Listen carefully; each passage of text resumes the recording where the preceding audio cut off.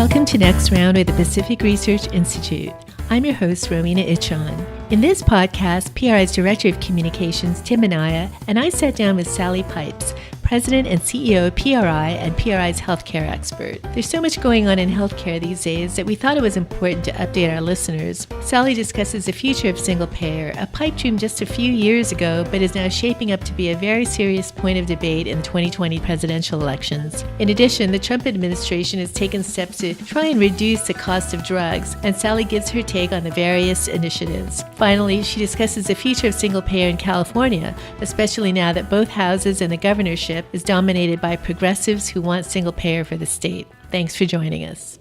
Welcome to Next Round, Sally. So let's start with your favorite topic, single-payer healthcare. It's already becoming a major issue in the 2020 Democratic presidential campaign, and California's own Kamala Harris has made it the centerpiece of her presidential run. What are your thoughts on her plan and the other Democrat contenders that are saying yes to single-payer? So I think we need to go back to the beginning and define what single-payer or Medicare for all is. What it means is there is no private coverage allowed under a single payer plan. And this started back in 2016 when Senator Sanders was running against Hillary Clinton for the Democratic nomination. And he brought out his single payer plan, which would mean no private coverage. Doctors would be paid 40% below what they're paid by private insurance, i.e. their rates would be tied to the rates that docs get from Medicare. And so that's where it all started. It really raised the profile of single payer. Fast forward to 2017, Senator Sanders introduced his Medicare for All bill in the Senate. The first four people to sign on to it, four senators, were Kamala Harris, Cory Booker, Kristen Gillibrand, and Elizabeth Warren. They all believe in single-payer, no private coverage at all. Their plan is really copied from the Canadian healthcare plan, Medicare, where all private coverage is banned for anything considered medically necessary. So government would be the sole provider of our healthcare. So, Sally, you recently wrote a column for Fox News outlining some of these significant problems that patients in Canada and the UK are facing under their respective single-payer programs, and you argued that Americans would actually reject single-payer once they learn the facts. So, just what do Americans have in store for them if Kamala Harris or Bernie Sanders succeed? We've seen now, every day there are new Democrats entering the race for the presidential Democratic nomination. We have Cory Booker from New Jersey. We have Kamala Harris from California. And then we have, of course, Kirsten Gillibrand from New York. Elizabeth Warren just entered the race from Massachusetts. And, of course, Amy Klobuchar from Minnesota has entered the race as well. So there are all of these Democrats who are in the presidential race who are supporting single payer. Some of them say, well, we don't really mean single payer with only government-run healthcare. Some of them think, well, we can sort of beef up Obamacare. And so that would mean that we would allow people to sign on to Medicare at age 50. Some are talking about a Medicaid buy-in. Nancy Pelosi, the speaker, of course, was one of the big fans in Obamacare of the public option being a government-run healthcare plan that would compete with private insurers in the exchanges. But if you look at the Canadian system, which I grew up under, and you look at the UK system called the National Health Service, which will be 71 years old this June, they actually, in the United Kingdom, allow private coverage to run parallel, and about 10% of Brits do have private health insurance. Although I did see in the media the other day that they're trying to get rid of that because people shouldn't be able to compare private coverage to government-run coverage. But if you look at the Canadian system, last year, 2018, the average wait from seeing a primary care doctor to getting treatment by a specialist, 19.8 weeks. That's about 5 months, up from 9.3 weeks in 1993. So you have long waits for care. The older you are, the less likely you are to have access to the latest treatments and drugs and surgeries. Then you have the issue of taxes. When you hear Senator Sanders and Kamala Harris say that this healthcare system would be free, in fact, in Canada, the healthcare system isn't free, and it wouldn't be in the U.S. either because the money to pay for it has to come from somewhere. So in Canada, the average family of four paid $13,000 in hidden taxes for a healthcare system where they're on a waiting list. Then you have a doctor shortage. In the UK today, there is a shortage of 100,000 health professionals between doctors, nurses, and health workers. In Canada, 63,000 Canadians crossed the border and came into the US to pay for healthcare tests or surgeries where they felt their health was at risk by these long waits. So these are all the things that happen under a single payer system. And if you think back to 2014 in Vermont, when Governor Shumlin had introduced a single payer bill in 2011, it passed. But in December of 2014, he had to renege on it because he said the payroll tax increases and the income taxes that would have to be raised to cover the cost of this, the people of Vermont couldn't afford it. We saw in Colorado under Amendment 69, which was on the ballot in November of 2016, that went down 80-20. But we're seeing so many governors now and mayors such as de Blasio in New York City, Governor Cuomo, and of course in California, Governor Newsom, who ran on single payer and got the support of the nurses in California. But he is backtracking a little bit right now because he's planning some other things to sort of lead to universal coverage without going directly to single payer. But meanwhile, in Congress, Speaker Pelosi's healthcare advisor, Wendell Primus, reportedly told insurance company executives in a private meeting after the election that the Democratic leadership in the House would not be pushing Medicare for all. Of course, what do you think Democrats in the House are going to do to chart this session? Do you think that Alexandria Ocasio-Cortez is going to get her way, or will the moderates, hard to believe that Pelosi is now a moderate, and the Democratic leadership succeed in putting a damper on the single-payer push from the party's more radical members? Well, there's no question that Alexandria Ocasio-Cortez, who won the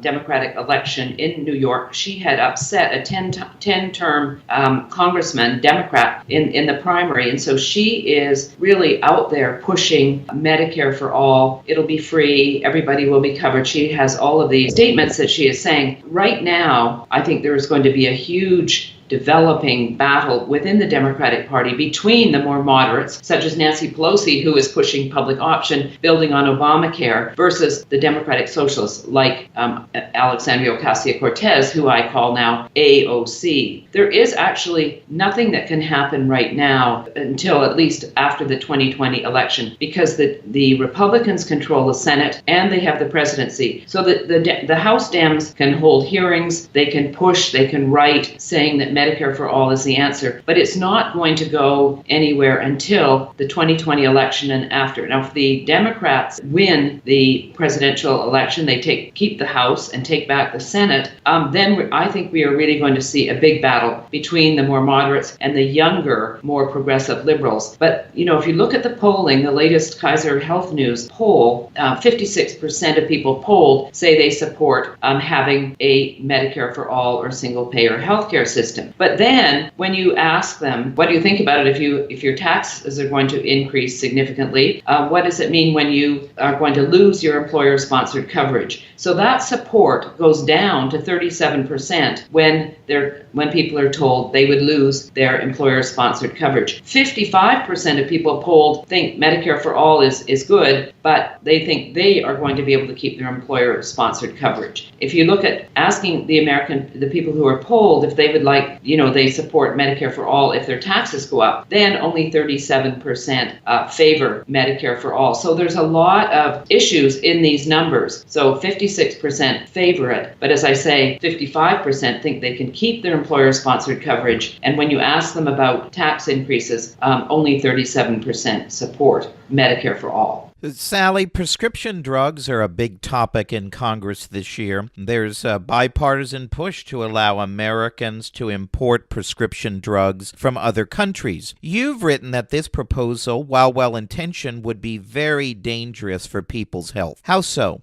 Well, drug importation was a big issue back in 2004, and it sort of was pushed under the carpet and it died. But President Trump has been talking a lot, as in his term as president, about lowering drug prices. HHS Secretary Alex Azar came out and said they support a drug importation test project, but it hasn't actually gone anywhere yet. The issue with drug importation is under the HHS's plan, they would tie the price of prescription drugs for drugs, mainly cancer drugs, being administered in doctors' offices. They would be tied to an international price index of 14 countries. So if you look at that, first of all, some of these drugs might not even be available in those countries. So how do you tie the price to the median price of a drug that isn't even available in those countries? So that's one issue. The other issue is drug importation. And as we've seen in the past, and it is just proved a terrible idea, because drugs would be imported from countries like Canada, the drugs that were actually not American drugs, but drugs manufactured in Pakistan, in China, in other countries. And when these drugs are pulled out by the FBI at various mail houses where the drugs come into the country, these drugs for the most part are found not to be really the drugs that people think they will get. So they will be saline solutions, things like this. So it's a very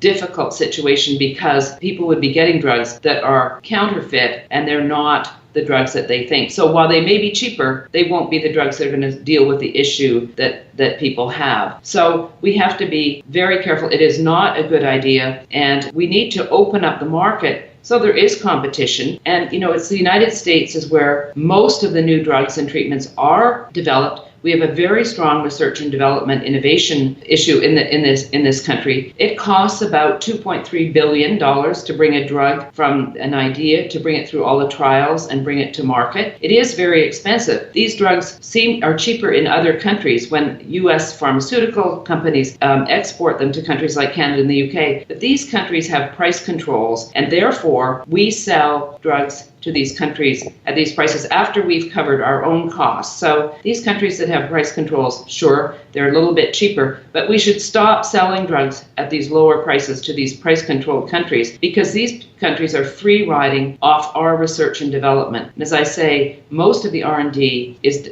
undertaken in the US. There's a reason why companies like GlaxoSmithKline, a British company, Roche, Sanofi, a French company, they do all their R&D in the US, not in France or in Germany or in the UK, because of the issue of price controls. They wouldn't be able to recoup the cost of R&D. Let's turn to drug transparency.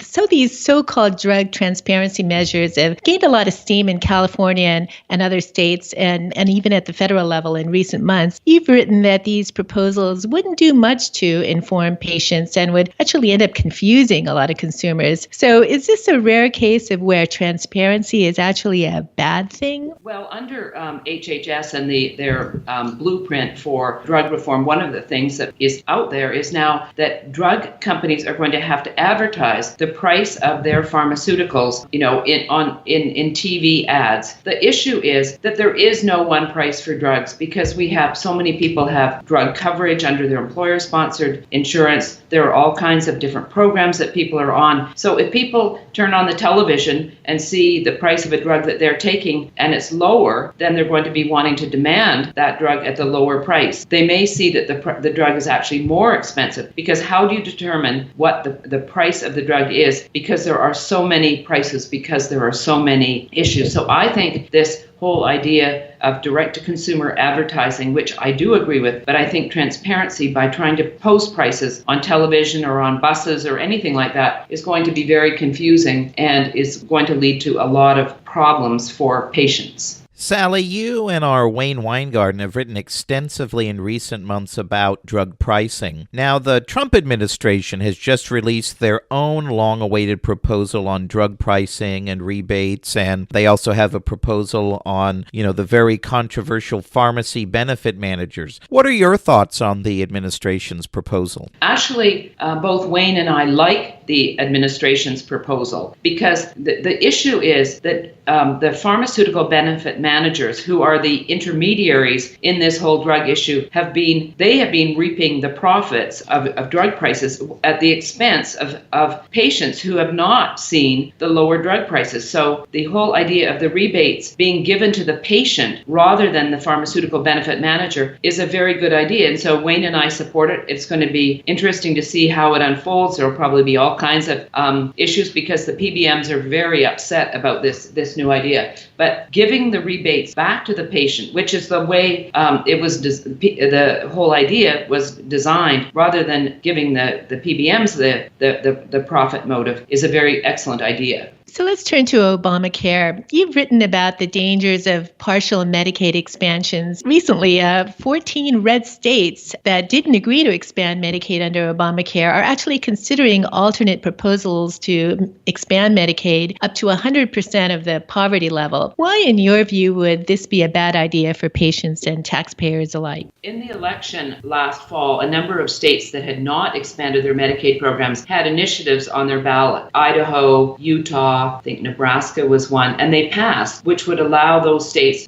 mainly with Republican governors, to expand their Medicaid programs, taking increased funds from the federal government in order to allow people with income levels up to 138% of the federal poverty level to be able to join Medicaid, the program for low-income Americans. It's interesting that as the Medicaid expansion has gone on, it puts tremendous pressure on state budgets, which are already in many states out of control. The other issue is Obamacare.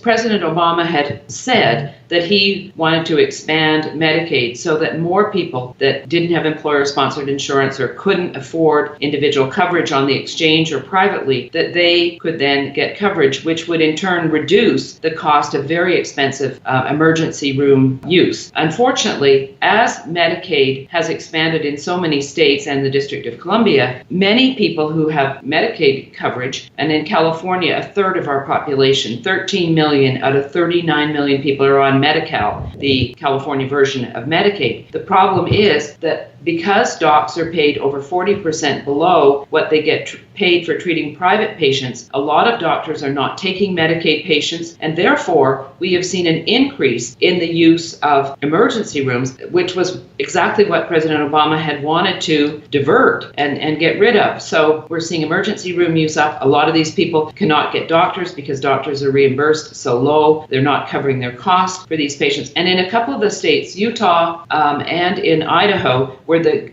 voters did vote to expand Medicaid, the governments in those states are sort of holding back on doing the expansion because they're very worried about what it means for the budget of those states. Sally, last year we achieved a great victory with the repeal of the controversial individual mandate at the federal level. Well, now we're seeing states like California trying to get into the act by enacting state-level individual mandates. So what are your thoughts on the efforts by Governor Newsom and other left-leaning states to bring back the individual mandate, and what will it mean for patients? In the tax reform bill of December 2017, the individual mandate was going to be repealed as of January 1st, 2019, and that has actually happened. But Massachusetts already had the individual mandate under their Romney Care, but we have seen a number of states, as you mentioned, California, Gavin Newsom, in his plan to expand the number of illegal immigrants who could sign up for Medi-Cal from people age 19 up to age 26. He's also talking about lowering the level of income to qualify for a subsidy significantly. And then the third part of his platform is to introduce an individual mandate in the state of California. Other states, New Jersey now has an individual mandate there. New York has an individual mandate of their own now too. The individual mandate actually is a bad idea. It really is harmful to people getting health care. And as we saw under Obamacare, a number of young people paid the individual mandate of $695 or 2.5% of income because the exchange coverage for them was too expensive. The deductibles were so high, and the premiums were high, the deductibles were high, and there was a shortage of doctors that would take coverage on the exchange plans. So a lot of the young people that Obama and people behind Obamacare thought the young people would sign up for the exchange coverage and cover those older people who have chronic conditions. In fact, most of these young people decided to pay the individual mandate penalty. But the issue is we now have, because of two rules that passed, are now in operation because of executive orders from President Trump, one being short-term limited duration plans, the other being association health plans. We don't need an individual mandate. We need to give people the opportunity to get the type of coverage that suits them. And so under the short-term limited duration plan, I think a lot of these young people who have been uninsured, they don't have employer coverage or they think they can't afford private coverage, they can then get a short-term limited duration plan that is for 12 months, renewable for up to 3 years, and these plans are not subject to the 10 essential health benefits under Obamacare, which add tremendously to the cost of coverage. The second thing is association health plans, that rule passed, and so sole proprietors and small groups can band together and get healthcare plans that, will be more comprehensive and less expensive. Both of these things are doing very well. The Democrats said it would lead to junk coverage, it would lead to sabotage, but in fact, the